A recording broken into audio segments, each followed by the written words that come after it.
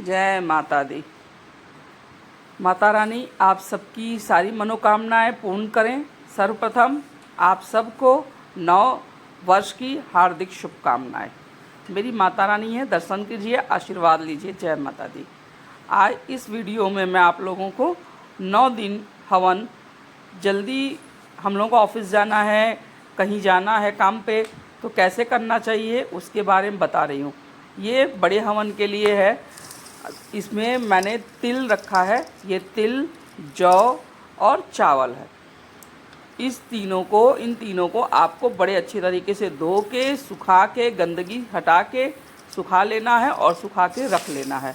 सामग्री मैंने अपने पहले ही वीडियो में अपलोड कर दिया था, मैं लिंक दूंगी और आप लोग उसको देख लीजिएगा। ये है गुड़, जिसको मैंने कूट के महीन कर लिया है, अच्छी तरीके से कूटा है और कूट के महीन कर लिया। आप घिस के भी महीन कर सकते हैं इसको। ये है पंचमेवा।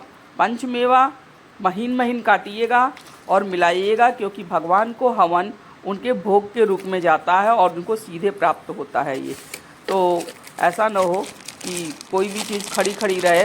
और ये मान के चलिए कि अगर हमारे मुंह में भी कोई खड़ी चीज़ आ जाती है तो क्या हम खाएंगे? नहीं ना। हम तो उसी तरह से यही मान के चलिएगा। ये गूगल है, गूगल भी अभी इसी में मिलाऊंगी तो ये छोटा हो जाएगा। और ये है आपका बस, ये एक औषधि है। मैंने उस दिन औषधियाँ भी बताई है। कुछ औषधियाँ हमारे पंडित जी ने उसमें डाल दिया है कलश में, और कुछ इसमें मैं मिला दूंगी। ये इंद्रजौ, इंद्रजौ बहुत ज़रूरी है, आप इंद्रजौ का उपयोग ज़रूर करें। और इसके बाद जो है आप इसमें कमलगट्टा डाल रही हूँ मैं।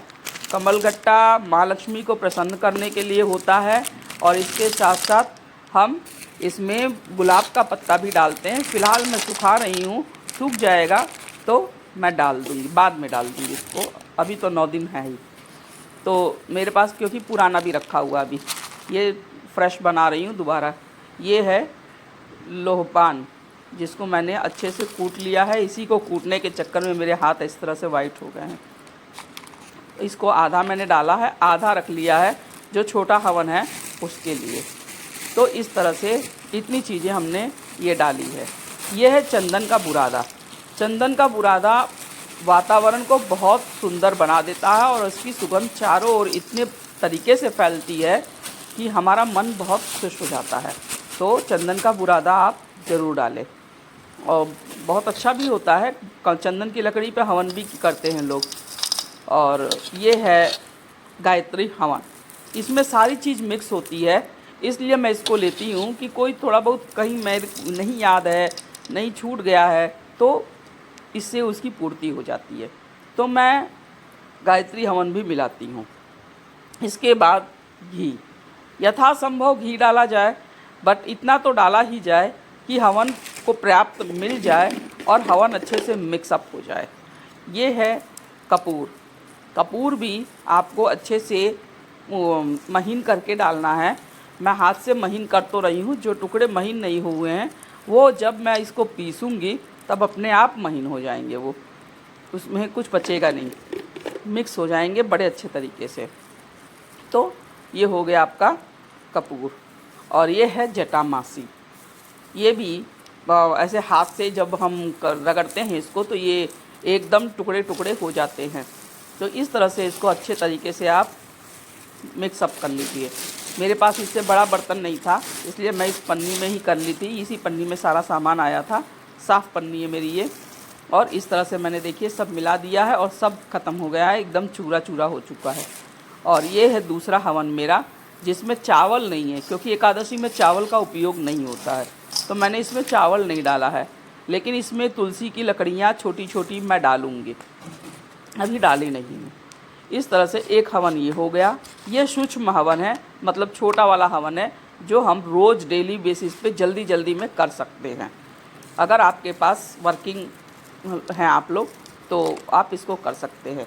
इसमें लोहबान, गूगल, घी, गुड़ और पीसी इलायची, लौंग, ये सब चीज़ें हैं। इसी में मैंने लौंग इलायची पीस दिया है जब इसको पीसने गई थी तभी। तो ये सबको अच्छे से मिक्स कर लीजिए और मिक्स करके एक डिब्बा में रख लीजिए। दोनों को बंद डिब्बे में रखिएगा, क्योंकि ये तो बहुत जल्दी कड़ा हो जाता है। इसलिए देखिए पीसने के बाद भी अभी इतनी दूरी लाई हूँ तब तक ये हो गया।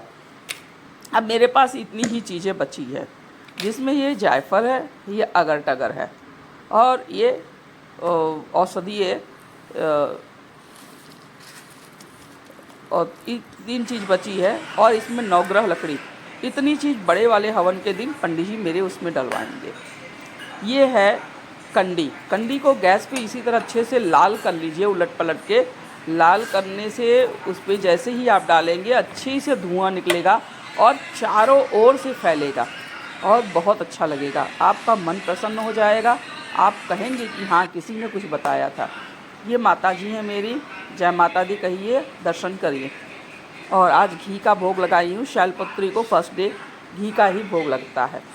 और मैं वहाँ जो दिखा रही हूँ उसमें मैंने कप वाला हवन रखा है उसमें।